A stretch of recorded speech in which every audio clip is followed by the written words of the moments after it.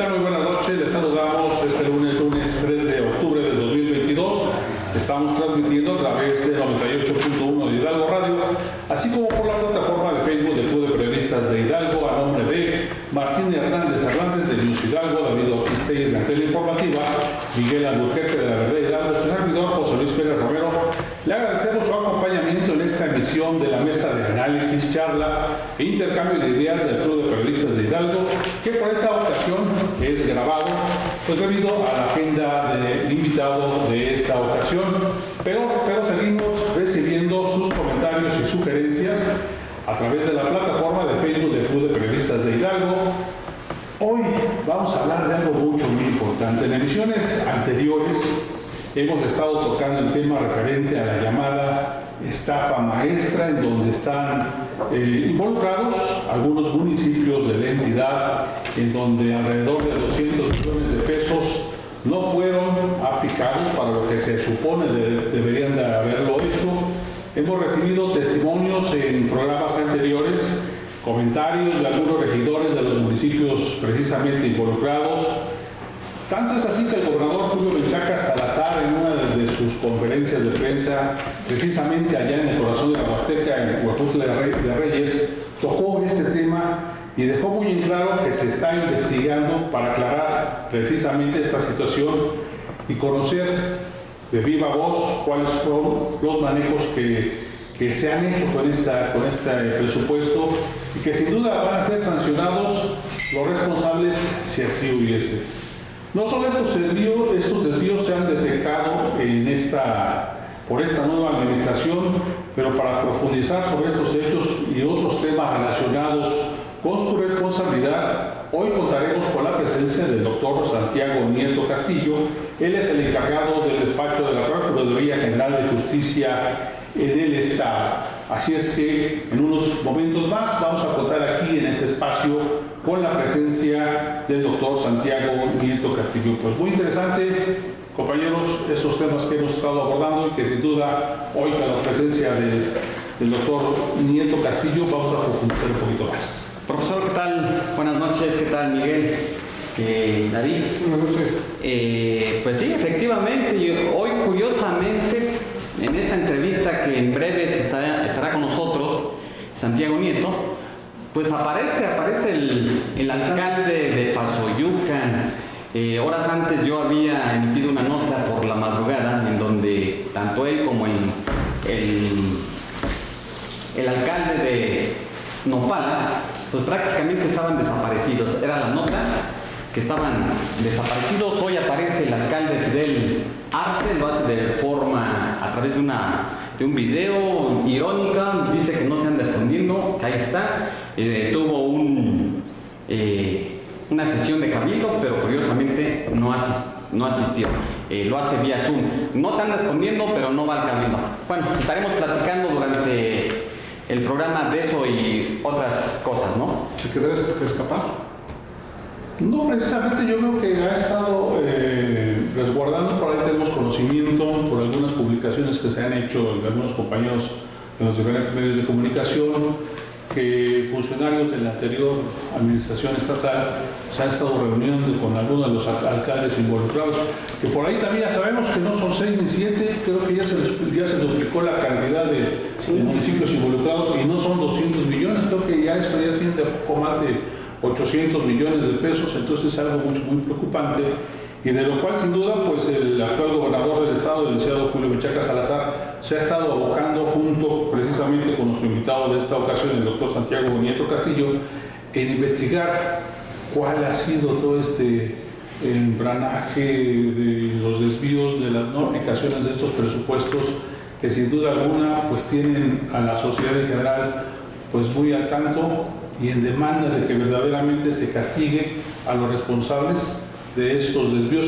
Ya es llamada la estafa maestra de Hidalgo, y sin duda alguna pues es necesario esta aclaración, ¿no, Miguel? Sí, al gobernador le preguntaron en un evento que tuvo la semana pasada una compañera, si no me recuerdo, de Criterio, si existía el riesgo de que se fugaran los alcaldes. ¿Sí? Él comentó que lo ve difícil porque pues están en funciones, ¿no? Pero tampoco descartó la posibilidad. Y también dijo que no eran, lo que dijo el profe, no son 6 ni 7. Creo que hay... ¿Pero cuáles municipios? No, pues está bien integrado en esta estado. No se sabe, ¿no? Pero... Sí, no son 6, 7. Obviamente se va a derivar de las investigaciones que están... Lo cierto es de que, bueno, nosotros decíamos que están desaparecidos estos dos alcaldes, o estaban desaparecidos, ya apareció el de Pasoyucan. El de Nopala desde el martes, también, una vez que se empezaron a sacar las notas, prácticamente se fue y dejó de encargada a su hermana. Su hermana tiene un cargo por ahí como presidenta adjunta a la presidencia municipal de Nopala, y es la que se encarga de ver la presidencia municipal en un caso de nepotismo. O sea, aparte de nepotismo. No, o sea, Nopala es un caso aparte, pero que seguramente también ya vimos a través del colega Martín Flores. Hoy publica por ahí una nota de Pisaflores, en donde ya da también datos más concretos, montos concretos, y las empresas oaxaqueñas, que no es una, sino varias, que estuvieron participando en la construcción de varias obras en Pisaflores. Pero ojalá... ¿Varios colores, no, Martín? Los municipios. En Pisaflores son 18 millones. Ahí sí hay pluralidad.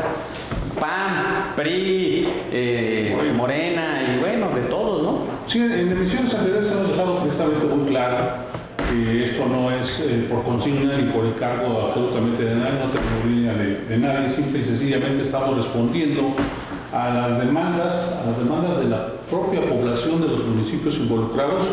Hay ya mencionados algunos de ellos, 6, 7, el resto no se conoce a ciencia cierta cuáles son, pero sin embargo ya las autoridades correspondientes están investigando para dar precisamente con esta aclaración, para ver dónde quedaron esos dineros y que en su momento dado, si así fuese, pues fueran devueltos para poderlos restituir en las obras que así. Algo importante que no sé si han visto ustedes es de que los regidores, los síndicos, se están atreviendo a hablar. A mí me han estado llegando información de otros municipios, de Xochatipan, de Tlanchinol, de Huasalingo, en donde ya empiezan a hablar los regidores, ya intentan decir también acá, volteen los ojos a este municipio porque también hay corrupción, también hay esto.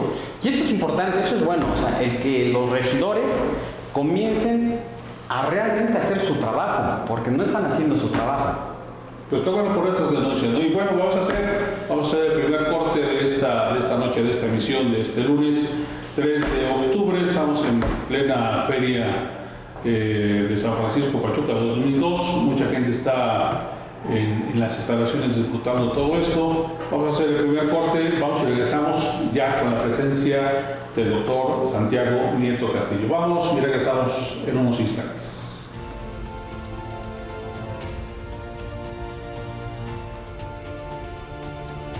Bueno, pues ya estamos de regreso esta noche lunes del 3 de octubre del 2022. Estamos transmitiendo por 98.1 de Hidalgo Radio. Como lo comentamos al principio, este programa por única vez va a estar grabado respetando la agenda de nuestro invitado de esta ocasión. A quien le agradecemos su aceptación para acompañarnos en esta mesa de charla, intercambio de ideas, puntos de vista del Club de Periodistas de Hidalgo. Él es el doctor Santiago Nieto Castillo, licenciado en Derecho por la Universidad Autónoma de Querétaro y doctor en Derecho con mención honorífica por la División de Estudios de Posgrado de la Facultad de Derecho de la Universidad Nacional Autónoma de México, especialista en temas electorales y de combate a la corrupción, máster internacional en Derecho Penal, Constitución y Derechos en la Universidad Autónoma de Barcelona. Fue titular de la Unidad de Inteligencia Financiera de la Secretaría de Hacienda y Crédito Público, fiscal especializado para la atención de delitos electorales, investigador del Instituto de Investigaciones Jurídicas de la Universidad Nacional Autónoma de México, fungió como presidente de la Sala Regional Toluca del Tribunal Electoral del Poder Judicial de la Federación, es autor y coautor de libros, revistas y diarios especializados en materia electoral, profesor investigador y miembro del Sistema Nacional de Investigadores Nivel 2, hoy encargado del despacho de la Procuraduría Federal de Justicia del Estado de Hidalgo, el doctor Santiago Nieto Castillo. Gracias por esta aceptación. No, muchísimas gracias a ustedes por la oportunidad de platicar con ustedes y con su auditorio. Gracias. Pues hemos estado hablando, doctor, en esta mesa, en programas anteriores referente a lo que ya mucha gente conoce como la llamada estafa maestra aquí en Hidalgo, en donde, pues de inicio, sabíamos que estaba por ahí involucrados alrededor de 6, 7 ayuntamientos. Hoy ya con las investigaciones que las autoridades correspondientes han estado realizando, sabemos que prácticamente ya está duplicado este involucramiento de estos municipios en la malversación o no enclarecimiento de estos presupuestos. ¿Cómo va precisamente esa investigación? Bueno, hay que decirlo que la estafa maestra, Operación Zafiro, inclusive el caso de la Viuda Negra, son 3 casos paradigmáticos de este modelo de generación de actos de corrupción. Las, digamos, características es contratación gubernamental vía adjudicaciones directas. Lo segundo es, evidentemente, la generación de empresas fachada. Y lo tercero es que estas empresas, no solamente por el espacio físico que ocupan, que no corresponde a los montos que reciben, sino también por el hecho de que después de que se realizan los actos, terminan disolviéndose. La Viuda Negra son como 8,000 millones desviados, estafa maestra lo mismo. Por supuesto que en Operación Zafiro se pudo detectar unos 450 millones en Chihuahua y otra cantidad igual en Veracruz. Quintana Roo también formó parte de este modelo. Y el último caso, o el otro tipo de corrupción es Odebrecht. Odebrecht es una empresa establecida, por supuesto, pero el modelo fue casi 3,000 millones de pesos que se le pagó durante la administración de Emilio Lozoya Odebrecht. En Hidalgo encontramos, a partir del ejercicio de los recursos extraordinarios, tanto trabajando de manera conjunta la Secretaría de la Contraloría y la Procuraduría General de Justicia del Estado, encontramos un modelo similar. Es un modelo donde los recursos bajaban a los ayuntamientos. Tenemos 13 en este momento localizados. Ya hemos tenido inspecciones ministeriales en varios de ellos. Se han recibido entrevistas de funcionarios públicos y de personas que tuvieron conocimiento de la situación. Tenemos ya la solicitud de información a diversas autoridades para ir alcanzando los montos. Solamente en este modelo municipal estamos hablando de más de 580 millones desviados, pero no es lo único. Tenemos también, pero el modus operandi es el mismo, era recursos que bajaban a los municipios lo que hacían es entregárselos a empresas fachada. Muchas de esas empresas coinciden en los municipios, también son contratadas por 2 secretarías a nivel estatal, y eso ha sido el trabajo que en este momento estamos desarrollando. Doctor, esos 13 municipios, ¿de cuándo salen? Teníamos entendido nosotros, el Club de Periodistas fue uno de los primeros programas que dio a conocer esta gran estafa, y de ahí se fue desenvolviendo toda esta trama. Es una investigación que inició con la regidora Ángela Delgadillo allá en Ipazuyucan, y es como empezamos a dar con 6 municipios, que, si no mal recuerdo, era Nopala. Está Nopala, por supuesto. Pizaflores, Tlahuelipan, Tlaxcuapan, era Pizaflores, Huautla, Ipazuyucan y Agualica. Eran los primeros que empezaran 207 millones de pesos. Sin embargo, en las últimas horas, o cómo es que llegan a estos 13 municipios, y si nos podría compartir los nombres. No, se han ampliado, prefiero no hacerlo por el deber de sigilo de las carpetas de investigación y además porque no se vaya a fugar alguien. Claro. Pero el tema es, a partir de la primera denuncia, empezamos, que por supuesto en Huautla también fue uno de los primeros espacios donde hubo una denuncia de la exdirectora del DIF municipal, la que señala particularmente en ese caso 26 millones desviados para compra de COVID, por un lado, y por otro lado para la generación, reestructuración de obras. Pero se fueron a hacer la visita ministerial a las obras, se encontraron con que no se habían construido y tampoco con que había algún tipo de entrega permitiera asegurar que se había comprado los insumos para la pandemia. ¿Y qué sucede con esto?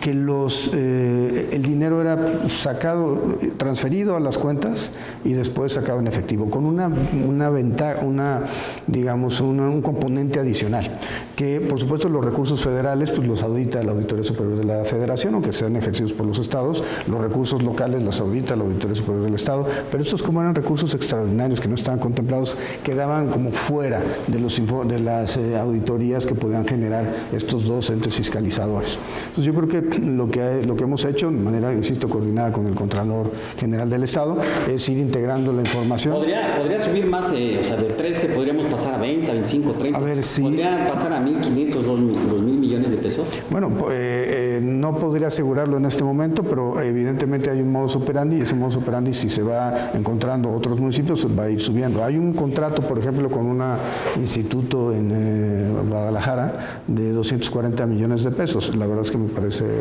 un exceso por una contratación, y otro de unos 130 millones. Por asesorías me parece un exceso. Ahora, entonces, y por tanto, lo que se tiene que... Porque finalmente la estafa maestra fue eso, fueron asesorías que se daba en teoría, a las universidades, a partir de contratación que era ordenada, en este caso particular, de Cedesol, de Sedatu, de Pemex, por parte pues, de las autoridades centrales en el gobierno de Enrique Peña Nieto. Las cosas han cambiado, pero bueno, lo importante es que todos los responsables lleguen ante los tribunales. Esa es la parte central. Doctor, en la integración de estas carpetas de investigación, ¿cuáles son los delitos que ustedes van a presentar? Por un lado, vemos ejercicio indebido del servicio público, por otro lado, vemos un tema de peculado. O sea, al final del día se están desviando fondos para fines distintos a los que fueron, a los que de origen legal debieron de haber ido. Si había una instrucción de comprar elementos para atacar, disminuir los riesgos de la pandemia, pues debíamos de haber tenido el gel, los cubrebocas, etcétera. No lo que encontramos, que es prácticamente nada. ¿Podrían alcanzar la cárcel o con que regresen el dinero? No, por supuesto. A ver, a partir de la reforma del año 2019, los delitos de corrupción son delitos considerados con prisión preventiva oficiosa. Se puede hacer la solicitud por parte del Ministerio Público de prisión preventiva oficiosa y ya el juez determinará. En todo caso, de ser negada, pues, el Ministerio Público tiene la posibilidad de poder pedir una prisión preventiva justificada, en razón de que hay riesgo, sobre todo en los temas de corrupción, que las personas pues, se evadan del lugar de la justicia. Pienso en este momento, bueno, ¿dónde se detuvo a Yarrington? En Italia. ¿Dónde se detuvo a Javier Duarte? En Guatemala. ¿Dónde se detuvo a César Duarte? Pues en Estados Unidos. ¿Dónde está Cabeza de Vaca ahora? Dice que en su rancho, pero yo creo que está en Estados Unidos en realidad. O puede ser en el rancho de Estados Unidos también. No estará mintiendo. Sí, no estará mintiendo. Para eso tiene 28 propiedades. Pero el punto está ahí. El punto es, sí se requiere integrar rápido las carpetas de investigación para poder, sobre todo, aprovechar la gran coyuntura que es que en el estado de Hidalgo pues no exista inmunidad constitucional. Haciendo un paréntesis y con el amplio conocimiento que usted tiene referente a esto de las estafas maestras, que lo mencionó hace unos momentos, ¿cómo quedó aquello precisamente en donde se vieron involucradas muchas de las universidades y algunas de ellas aquí en el estado? La UASH, sí, ¿no? Claro, sí, por supuesto. Sí, en el caso de Hidalgo, pues Tulancingo, por supuesto la Universidad Autónoma, hubo un tema ahí, la Universidad Autónoma del Estado de México, la de Morelos. A ver, parte de estos asuntos fueron los que llevaron a Rosario Robles a que se le solicitara prisión preventiva justificada, que bueno, recientemente fue liberada por una decisión judicial. Yo creo que en este caso particular, pues Evadúa también debió haber sido llevado a juicio. Un juez de Chiapas le otorgó una suspensión y por tanto no libró la orden de aprehensión, pero bueno, son casos realmente escandalosos. Emilio Lozoya pues está en este momento en prisión preventiva y él había, por ejemplo, ofertado devolver la casa. Ok, sí, pero la casa es un tema de 3.8 millones de dólares.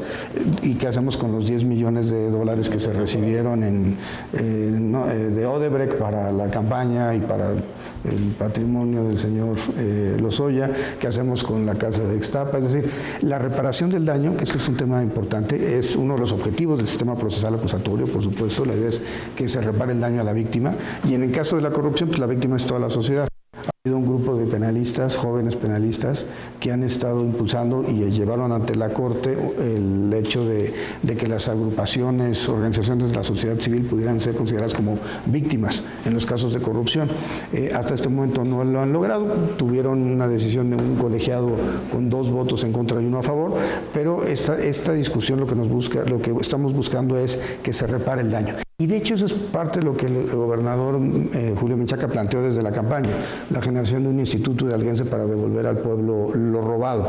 Y esto... dependería de la Procuraduría. Este instituto sería un ente totalmente diferente. No, sería un órgano descentralizado de la Secretaría de Finanzas, en el mismo modelo que tiene el gobierno federal. Entonces, claro, ¿qué es lo que tiene que ser la Procuraduría? La Procuraduría asegura vehículos, tenemos más de 5,000 vehículos asegurados en el estado de Hidalgo, por ejemplo. Y eso, claro, entonces, ¿pero qué es lo que sucede? Muchas veces se están haciendo chatarra en los corralones. Entonces se podría chatarrizar y vender, o por otro lado, pues si el vehículo está en buen estado, meterlo en una subasta, remates o un tema de licitación para poder desincorporarlos del patrimonio. Eso es lo que haría este instituto. Y el recurso, pues el gobernador está con la idea de que vaya a, sobre todo, los municipios más pobres del estado. Pues si nos permite, doctor, hacemos una brevísima pausa, hacemos un corte y regresamos en un instante. Vamos y regresamos. Perfecto.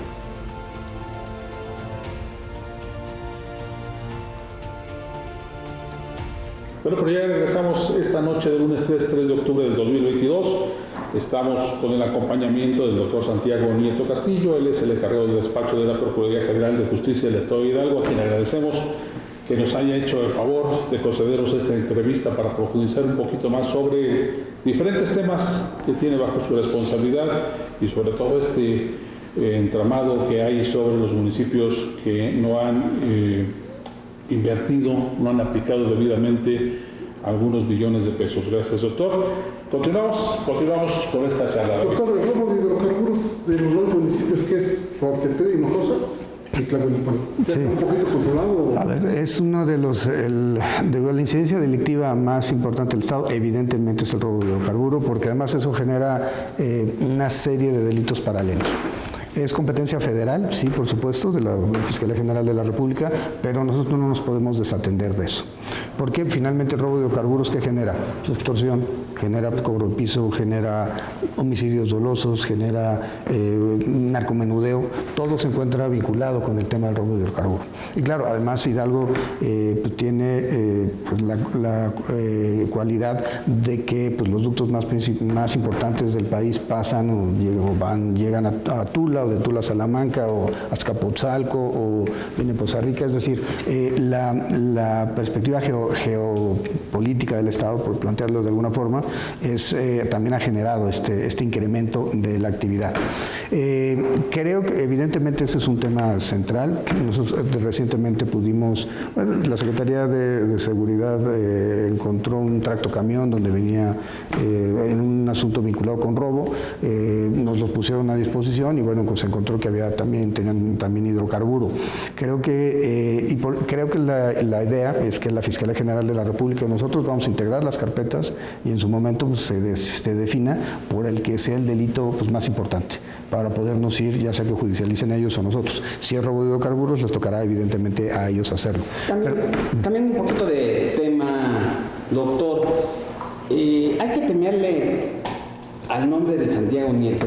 Es decir, cuando estuvo en la Ciudad de México, pues, era un hombre intocable, era un hombre con agallas. Es decir, viene a Hidalgo y parece que todos los políticos empiezan a temblar. Tan solo cuando empieza en pre-campaña y cuando se anuncia, no en pre-campaña, no, ya en el actual gobierno, y anuncian su incorporación. Hay que temerle, los políticos le tienen que temer a Santiago. Yo creo que las personas que han obrado de manera ilícita pues tendrían que tenerle miedo a la Procuraduría, no a una persona en particular. Pero, y hay algo importante, el gobernador Menchaca sí ha planteado que la política tiene que ser cero tolerancia a la corrupción, cero tolerancia a la impunidad, y eso involucra a muchos grupos políticos que tiene el Estado, incluyendo por supuesto el grupo de la universidad. Es un grupo político. Me tocó revisar los casos desde la Unidad de Inteligencia Financiera, presentar un par de denuncias, y creo que es algo que se tiene que seguir investigando. En el caso particular de la clase política, creo que el mensaje tiene que ser claro. Hay una voluntad política, eso es importante, y dos, un tema de diseños institucionales. Hay que mejorar el diseño institucional de la Procuraduría para que pueda tener mejores resultados. Y eso va desde el Centro de Identificación Humana para las cuestiones de desaparecidos, va desde mejorar el tema de los servicios periciales, va a generar un servicio civil de carrera que en este momento no tenemos. Y bueno, y sobre todo mandar mensajes de que no hay intocables, ¿no? Hoy tuvimos la audiencia, está la audiencia respecto a este regidor que tenía antecedentes de violencia intrafamiliar y además había golpeado a una persona, y creo que ese es el mensaje importante, que lleguen los responsables ante los tribunales.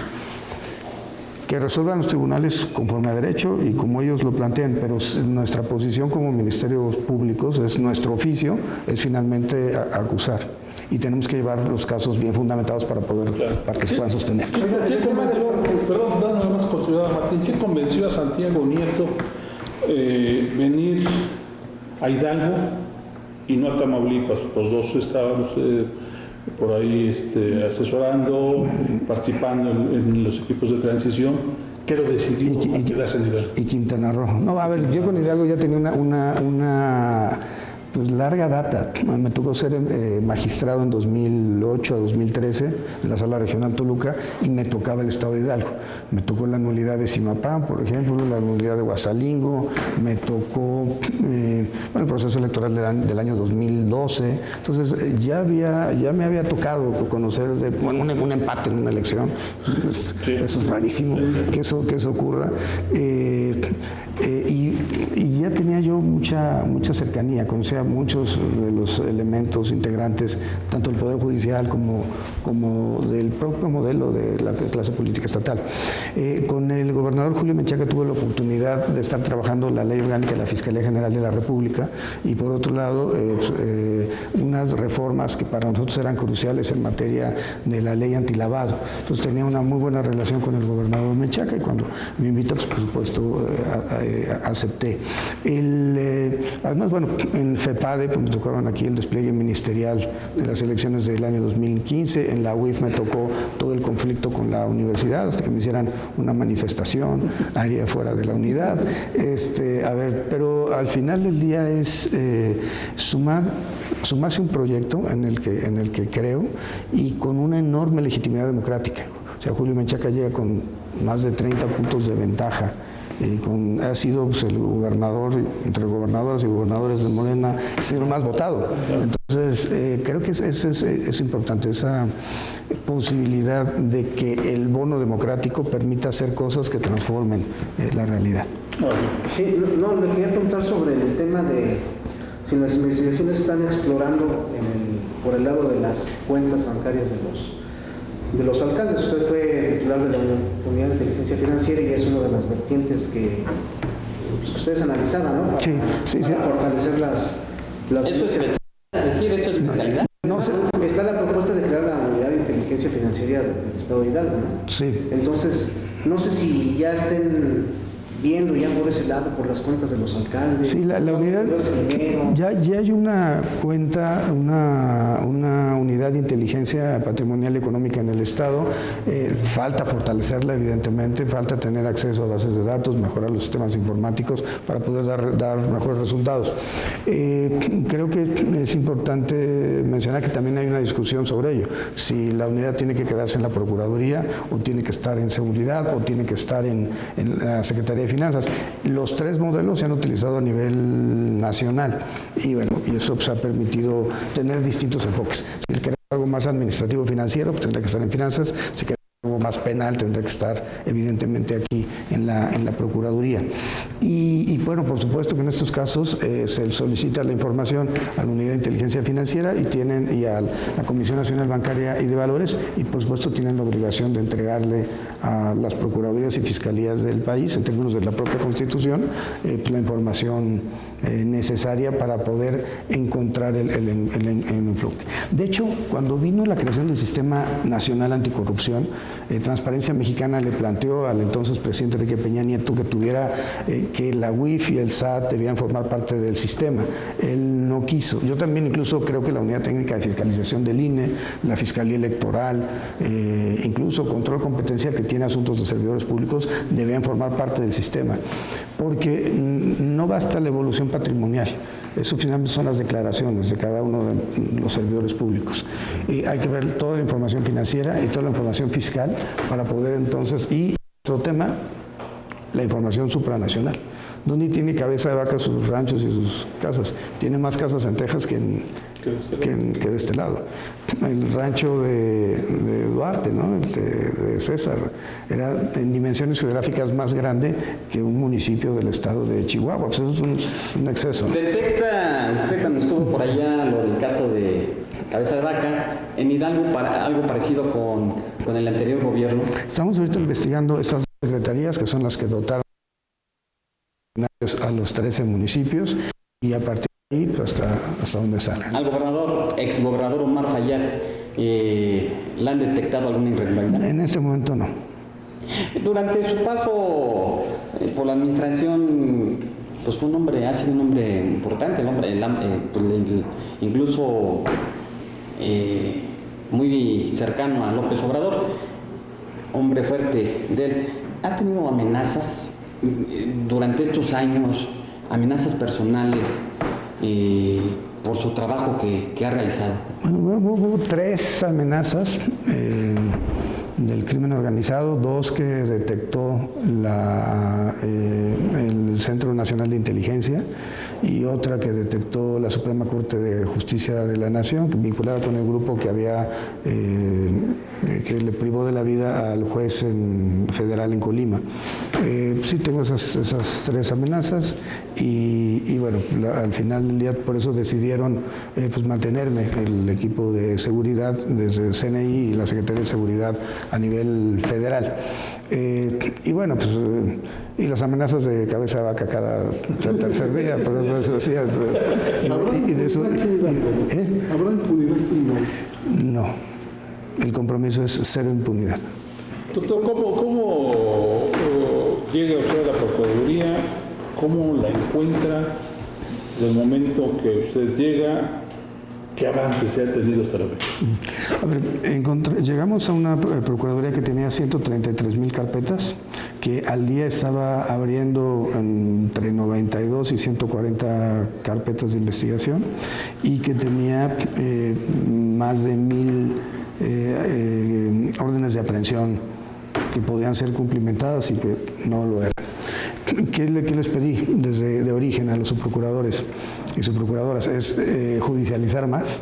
Entonces ya llegamos a tener 320 judicializaciones en una semana, vincular más, llegamos a tener 145 personas vinculadas a proceso en una semana y ejecutar las órdenes de aprehensión. Llevamos ya 100, en lo que va a la administración del gobernador Menchaca, más de 100 órdenes de aprehensión cumplimentadas, es decir, el 10%. Y a la semana estamos obteniendo nuevas órdenes de aprehensión, estamos obteniendo como unas 60 órdenes. Entonces, creo que hay avances importantes, cosas terribles, ¿no? El terrible accidente donde perdieron la vida 8 personas hidalguenses, pues ya afortunadamente ya se pudieron recuperar los cuerpos, identificar. En el caso del feminicida de La Palma, aquí en Pachuca, y multihomicida, también ya se encuentra sujeto a proceso en prisión preventiva oficiosa.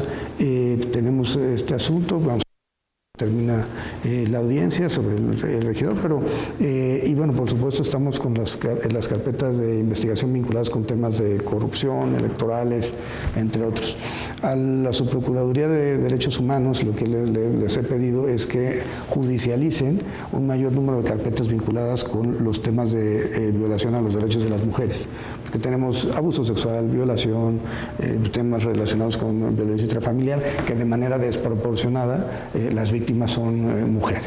Muchas veces a la población que sufre algún tipo de agresión se le dice: ve y acusa, ve y levanta tu demanda. Cuando acuden a las mesas del Ministerio Público encuentran muchas trabas, que muchas veces, y usted lo sabe perfectamente, hay mucha corrupción, pues dame tanto para poderlo agilizar. ¿Qué tanto se ha encontrado eso y cómo lo está solucionando? Sí, a ver, necesitamos dos cosas: mejorar, modernizar la Procuración de Justicia. Tenemos un sistema que es bueno, pero va quedando rebasado y que además no permite tener interacción directa con el Tribunal Superior de Justicia. Deberíamos de nosotros desde el sistema poder mandar las solicitudes de audiencia y vincular al Poder Judicial con la Procuraduría y no hacerlo todo por papel, ¿no?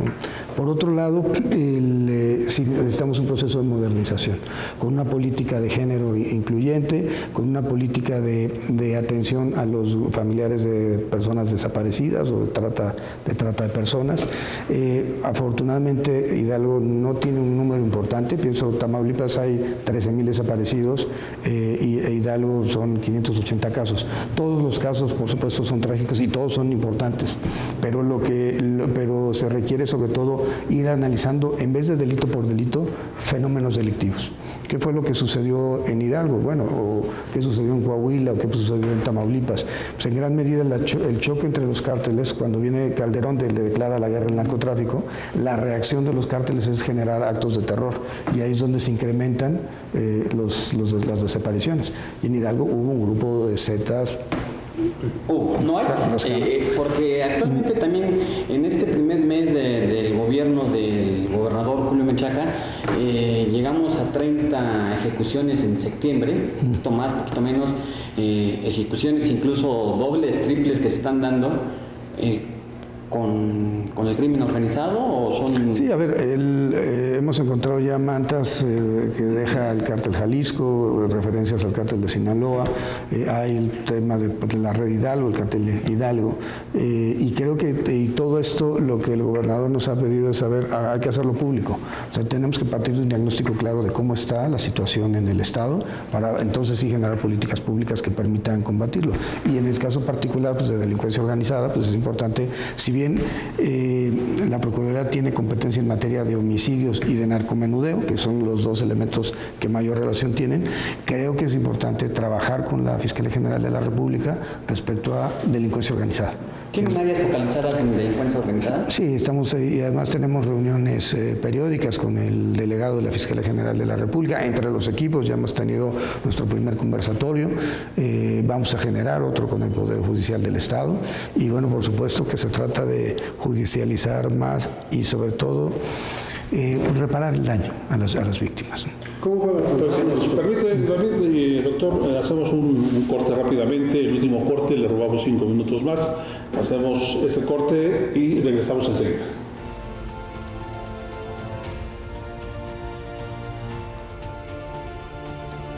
Bueno, pues ya estamos de regreso este lunes 3 de octubre del 2022. En esta noche estamos aquí transmitiendo por primera vez y única vez programa grabado en esta mesa de charla, intercambio de ideas del Club de Periodistas de Hidalgo, y agradecemos en todo lo que vale el acompañamiento del doctor Santiago Nieto Castillo. Él es el encargado de la oficina de la Procuraduría General de Justicia del Estado de Hidalgo. Estamos tratando diferentes temas muy importantes y que son del interés de la ciudadanía. Vamos a continuar con la charla, David. ¿Cómo va la transición del mes que lleva usted aquí en la Procuraduría? Bueno, ya tuvimos la primera reunión de la comisión intersecretarial encargada de llevar a cabo la transición. Implica Secretaría de Finanzas, Secretaría de Gobierno, los diputados que presiden las comisiones relacionadas con seguridad, con presupuesto, la unidad de planeación, la oficialía mayor, y ya presentamos un diagnóstico de la situación que encontramos. Es decir, un servicio civil de carrera que no opera, no hay una perspectiva de género tampoco en la promoción de las servidoras públicas de la Procuraduría, los rezagos en varias materias y la no judicialización en materias, por ejemplo, como tortura, como menudeo reducido, en combate a la corrupción reducido. Entonces, la idea es generar un modelo de fiscalía que sea moderna, que esté vinculada con la sociedad, que pueda, insisto, no investigar delito por delito, fenómenos delictivos. Si a alguien le roban en la feria la cartera, pues, mala tarde, pero si hay 50 robos en la feria, ya eso quiere decir que hay una banda y por tanto se tiene que ver desde el ámbito de la seguridad, las cámaras, por supuesto, generar mecanismos de vigilancia, de rondín, etcétera. Lo pongo como un ejemplo. O la trata de personas, cómo trabajar o combatir la trata de personas. ¿Qué tiene que ser la política y la transición a una fiscalía autónoma? No debe ser entendida no debemos malentender la autonomía. La autonomía es de la función del Ministerio Público, que determina con su carpeta lo que conforme a derecho o conforme a su criterio proceda, sea el ejercicio de la acción penal, el no ejercicio, el archivo, la suspensión condicional del proceso, el criterio de oportunidad, lo que sea. Debemos de entender que la prevención que hace el Ejecutivo, la seguridad, por supuesto, que hace el Ejecutivo, la procuración de justicia que hará la Fiscalía como órgano autónomo, la impartición de justicia que hacen los jueces penales y la ejecución de penas, implica una política criminal de Estado. Y entonces se tiene que enfocar desde todos estos 5 ejes, y ahí la Fiscalía pues, no puede ser autónoma, tiene que formar parte de una organización, de una coordinación con todas las áreas para poder dar mejores resultados. Como esto de los grupos de la delincuencia organizada, que se tiene que combatir, claro, al sicario y al narcomenudista, como se hace. Pero si no tocamos las estructuras financieras, ellos van a seguir pagando a narcomenudistas y a sicarios y que van a regresar a delinquir. La corrupción política. Los grupos delincuenciales no surgen por generación espontánea, ¿no? Pensemos en Michoacán, pensemos en Santa Rosa de Lima, por eso se llama Santa Rosa de Lima, pensemos en Tamaulipas. Surgen porque hay políticos que les dan cobijo y protección también. Por miedo, por amenazas, por compra, la corrupción policial, judicial y ministerial. Hace un momento mencionabas que hay corrupción, sí hay corrupción. Recientemente tuvimos que separar del cargo y vincular a proceso a un ministerio público que estuvo pidiendo dinero para copias, lo cual es ilícito. Y el otro tema, la base social. En los programas sociales es importante que permanezcan, porque es el único mecanismo que tenemos para que la gente pueda tener, mientras no haya un desarrollo económico sostenido que fue afectado por la pandemia, los programas sociales son un mecanismo para poder que la gente tenga posibilidad de recursos. En su experiencia, doctor, ¿cuál es el lastre del político mexicano? La impunidad, la corrupción, pero la corrupción se construye a partir de la conciencia de que las personas van a salir impunes. Es que lo vemos tan normal esto de la corrupción, de que, como decía Laguín, pues sí me robé, pero fue poquito. Un poquito, sí. Él sí lo reconoció. No, eso decía Peña Nieto, que era un tema cultural. No, yo creo que es un tema estructural. O sea, los diseños institucionales no están... ¿Quién designa los contralores municipales? No, pues el presidente municipal tiene que ver, ¿no? Entonces, muchas veces tenemos esos mecanismos que no hay contrapesos institucionales que puedan servir. No sé si soy de la idea de que hay que revisar a fondo y sobre todo el tema de la sanción. Porque muchas veces sí, pues, es el jefe de departamento que firmó la póliza, pero ese jefe de departamento recibió la orden de alguien. Por eso, ¿qué creo yo que tiene que ser una procuraduría, una fiscalía, una academia de canto? Vamos con ese jefe de departamento y que cante y nos diga al que hizo el subdirector, y de ahí que cante para llegar a las cabezas. tenemos que llegar a las cabezas, porque eso es lo que va a permitir, no sancionar al jefe del departamento, sino al presidente municipal, al secretario de Estado, al gobernador. ¿Se puede lograr en Hidalgo? Se puede, sí, yo veo que en Julio Menchaca hay dos cosas que se juntan. Uno, es un jurista, conoce de los diseños institucionales, y dos, tiene la voluntad política de hacerlo. Y además, no hay forma de que se le quede mal a la ciudadanía de Hidalgo, que si votó como votó, tenía que ver por el hartazgo a la clase política que estaba corrompida desde sus raíces, ¿no? ¿Qué es mejor, doctor? ¿O qué preferiría usted? ¿Meter a la cárcel a los corruptos o que regresen lo que...? A ver, el sistema acusatorio está pensado en la reparación del daño. Entonces estaría pensando en, sí, prisión, evidentemente, pero para que devuelvan el dinero. Ese es el objetivo. Porque al final del día es un tema de abuso de poder, es un tema de dónde viene la impunidad, también de eso, de la posibilidad de poder comprar, ¿no?, a un ministerio público, un secretario en un juzgado, un juez, ¿no? Hablando del tema que comentaba David, doctor, referente a este proceso de la transición de la Procuraduría a Fiscalía, ¿tienen algún tiempo estimado en que ya se pueda cristalizar esto? Yo creo que para el siguiente periodo de sesiones, este periodo de sesiones, el tema central para el gobernador es el instituto para devolver al pueblo lo robado, y hay un tema también de revocación de mandato, pero para el siguiente periodo de sesiones, para el próximo año, creo que podría generarse el marco normativo que después permitiera hacer transformaciones institucionales importantes, que de hecho ya estamos trabajando en ellos. Por ejemplo, seguridad social. Por ejemplo, los temas de portación de armas, por ejemplo, el asunto, porque no tenemos este permiso, ¿no? Por ejemplo, de nuestro centro de identificación humana, ¿no?, que trabaje con una perspectiva de derechos humanos, de atención a las víctimas, por ejemplo, política de inclusión de las mujeres, también en esta sede ministerial. Entonces, hay cosas que ya se pueden ir trabajando. Registro Federal de Contribuyentes, pues vamos a tener se va a crear una persona jurídica distinta al gobierno del Estado y por tanto debe registrarse ante el SAT. Entonces todos esos trámites vamos a estarlos haciendo en lo administrativo, y en lo ministerial pues judicializar las carpetas. El tema de la corrupción ministerial se encuentra en el no ejercicio de la acción penal. Entonces, lo que necesitamos hacer es que los ministerios públicos tengan estímulos de que cuando judicialicen una carpeta que llega a buen término, pues va a haber algo positivo en ellos. Hay que desincentivar las prácticas de corrupción, y eso se hace a través de un servicio civil de carrera que funcione y que funcione de manera adecuada. ¿Cuándo veremos cristalizada la fiscalía en Hidalgo? Esta transición que se está dando de Procuraduría a Fiscalía, ¿hay un plazo o cuándo? Bueno, la ley establecía un plazo de 2 años para hacer el proceso de transición. Yo creo que se puede hacer en menos tiempo. Y bueno, creo que lo más relevante es saber hacia dónde queremos ir.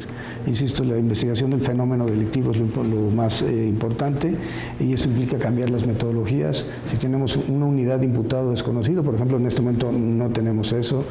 Los analistas, peritos, la Constitución dice que el Ministerio Público es el que coordina la investigación, y en este momento tenemos, así están organizadas todas las procuradurías y las fiscalías en el país, en vez de unidades de litigación que tengan analistas, peritos, policías y ministerios públicos, está cada quien separado por su lado. La policía por un lado, los peritos por otro, y bueno, creo que lo que necesitamos hacer es integrar esta dinámica. ¿Se ve Santiago Nieto como fiscal Hidalgo? No, por un tema que es muy claro. La Constitución exige ser hidalguense por nacimiento. Yo tengo un enorme respeto por Hidalgo. Como dije, además, parte de mi desarrollo profesional y varias peleas me han tocado por acá. ¿Está de paso entonces en Hidalgo? Pero muy, muy contento, muy complacido, muy honrado también, y de formar parte del equipo de Julio Menchaca. De paso para poner orden. De paso para poner orden. Y para hacer el modelo que el gobernador quiere de fiscalía. Oye, ¿y la unidad de inteligencia financiera se ve? No, yo creo que se cierran ciclos. Mi ciclo de FEPADE se cerró, mi ciclo de magistrado electoral se cerró, mi ciclo de titular de la unidad de inteligencia financiera se cerró. Se van cerrando ciclos y hay que seguir evolucionando. ¿Qué va a pasar con un trailer? Me falta terminar el libro, sí, de la Unidad de Inteligencia Financiera. El de FEPADE fue muy... el de FEPADE estuvo muy divertido. Este también, hay cosas que se tienen que hacer. Insisto. No, estoy dentro de la 4T y estoy convencido de que en un país con los niveles de pobreza que tenemos, era importante tener un gobierno con una perspectiva de izquierda, sin duda. Doctor, ¿buscará la gobernatura en Querétaro? En Querétaro, yo creo que sí me gustaría en algún momento volver a Querétaro. Ahora tengo que ver qué opina mi esposa al respecto, ¿no? ¿Cuánto faltaría ya para la posición de Querétaro? No, Querétaro todavía ¿Lleva 2 años? Lleva 2 años el gobernador Curi, que es una Buen persona tiempo, 4 años. es una persona seria, es una persona seria. No, a ver, yo creo que zapatero a tus zapatos, lo mío son el tema del sector justicia y la verdad es que es un tema apasionante y que realmente es importante para la sociedad. O sea, la facultad de acusar es una de las potestades más relevantes que establece la Constitución. Y un poco hay un sociólogo, un jurista, sociólogo francés que planteaba la teoría del espectáculo, ¿no? Decía, quieren que funcione un diseño constitucional, cada uno de los actores tiene que jugar su papel, ¿no? El Poder Judicial, pues sí, defender derechos, y el órgano electoral ser autónomo, el gobierno apretar, y en ese contexto, pues los procuradores fiscales, pues, no venimos a ser amigos, eso queda muy claro, ¿no? Sino ejercer una función que es una función dura, pero es absolutamente necesaria. ¿Qué va a pasar a unos metros de aquí, a unos pasos, se encuentra un tráiler con cadáveres, 250 cadáveres que tienen allí, no tienen, pues no tienen nombres, precisamente por eso están allí? ¿Qué pasa con eso? Varias cosas. Estamos por terminar el centro de identificación humana, va al 80% de la construcción. Se requiere todavía algún tema de nichos y un tema sobre todo de acceso. Se tiene que terminar ese modelo para poder hacer el traslado de estas personas que fueron y que no se encuentran identificadas. Por otro lado, estamos impulsando en el Instituto Nacional Electoral,